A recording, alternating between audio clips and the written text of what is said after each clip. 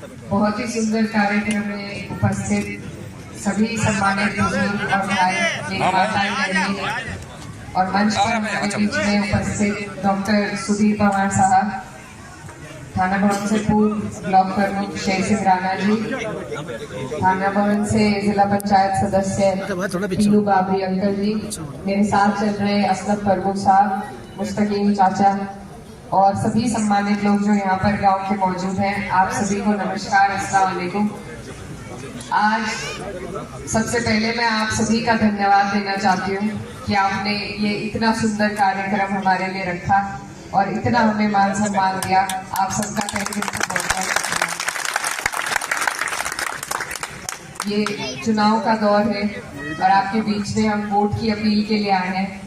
Cycle का निशान है, आने वाली 19 तारीख है और आप लोग जानते हैं ये चुनाव हमारे लिए कितना जरूरी है, कितना अहम है। ये चुनाव हमें अन्याय का बदला लेने का हमारे पास एक मौका है, अपने स्वाभिमान की लड़ाई लड़ने का और देश में बदलाव लाने का। तो आप सबसे मेरी यही अपील है कि ये जो चुनाव हमारे संविधान के द्वारा हमें मौका देते हैं हर 5 साल में बदलाव करने का, ये हमारे ही फायदे के लिए है।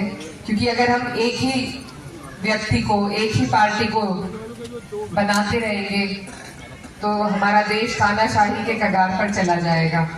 बदलते रहने में हमारा सभी का फायदा है और जो पार्टियां हैं और जो नेता हैं वो भी अपने काम में चुस्त रहते हैं कि उनके मन में ये डर रहता है कि हमें बदल ना दिया जाए। तो ये मौका बहुत अहम है। आप लोगों से मेरी यही निवेदन है कि 10 साल से हमने डबल इंजन की सरकार को देखा है। हमारे क्षेत्र में क्या लाभ डबल इंजन का पहुंचा ये आप समझते हैं, बेहतर जानते हैं। हमारे जिले में शामली में 3 महीने तक एक धरना चला किसानों का अपने पेमेंट के लिए। एक किसान अपने परिवार का पालन पोषण अपने पेमेंट के जरिए ही करा सकता है और जब वो भी आपको समय से ना मिले और उसके लिए आपको अपना कामकाज छोड़कर जब धरने पर बैठना पड़े तो ये बहुत बड़ी शर्मिंदगी की बात है हमारे लिए, हमारी सरकार के लिए।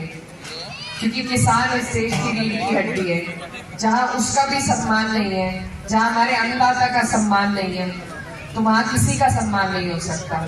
और इस सरकार ने बार बार ये दिखाया है कि वो किसानों का सम्मान नहीं करती। चाहे वो लखीमपुर खीरी की घटना हो जिसमें बेरहमी से किसानों को कुचल के मारा गया, चाहे 1 साल तक जो धरना चलाया गया उसमें 700 हमारे किसान शहीद हुए, लेकिन उनके लिए किसी की कोई संवेदना हमारी सरकार की तरफ से नहीं आई। उसके बाद भी आज भी हमारा MSP का दावा भी अधूरा है। और हमारे भाई हैं यहाँ खड़े हैं जो पहले अग्निवीर की पहले फौज में भर्ती की तैयारी करते थे, अब 4 साल के लिए अग्निवीर बनाकर उन्हें छोड़ दिया। कोई और भर्ती निकलती है अगर तो पेपर लीक पहले हो जाते हैं। ये सारी आपके मुद्दे हैं, आपकी समस्याएं हैं जिनका निस्तारण का कोई तरीका अगर है तो वोट है। क्योंकि धरने हमने देकर देख लिए, धरने देकर कोई सुनवाई नहीं होती। तो अब एक ही माध्यम हमारे पास बचा है कि हम वोट दें, सही जगह पर वोट दें, बदलाव के लिए वोट दें। मेरी माएँ बहनें यहाँ पर खड़ी हैं, किस तरीके से महिला जो हमारी खिलाड़ी थी उनके साथ दुर्व्यवहार किया गया। हाथरस की घटना आपको सबको याद होगी और मणिपुर में क्या हुआ ये भी मुझे कहते हुए शर्म आती है। तो आप लोग सब इन बातों को समझते हैं। ये सरकार न किसानों की है, न मजदूरों की है, न महिला के सम्मान की है, न गरीब व्यक्ति की है, न छोटे व्यापारी की है। सबको इन्होंने उलझाकर इस देश की सारी सरकारी संस्थाएं बेचकर अपने कुछ पूंजीपतियों की जेब भरने का काम किया है। तो ये सरकार हमारे हितों की नहीं है और इसलिए जरूरी है कि हम सब 36 बिरादरी इकट्ठा हो और इस सरकार को बदलने का काम करें। हमारा जो ये चुनाव है बहुत मजबूत है, इसमें हमें भरपूर समर्थन और प्यार राजपूत समाज ने देने का काम किया है। उनके साथ ही सैनी समाज का हमें भरपूर समर्थन मिल रहा है, हमारे कश्यप समाज का भी भरपूर समर्थन है और दलित समाज का भी आशीर्वाद हमारे साथ है। और आज जहां हम खड़े हैं ये जाट बाहुल्य गांव है और आपका हमारा तो पुराना रिश्ता है। मेरे पिताजी की राजनीति में सबसे अहम भूमिका जाट समाज की रही है हमेशा, और आप लोगों से गहरा ताल्लुक रहा है मेरा भी। मैंने अब तक का जो मेरा राजनीतिक सफर रहा उसमें सबसे ज्यादा आशीर्वाद मुझे आप लोगों से प्राप्त हुआ है।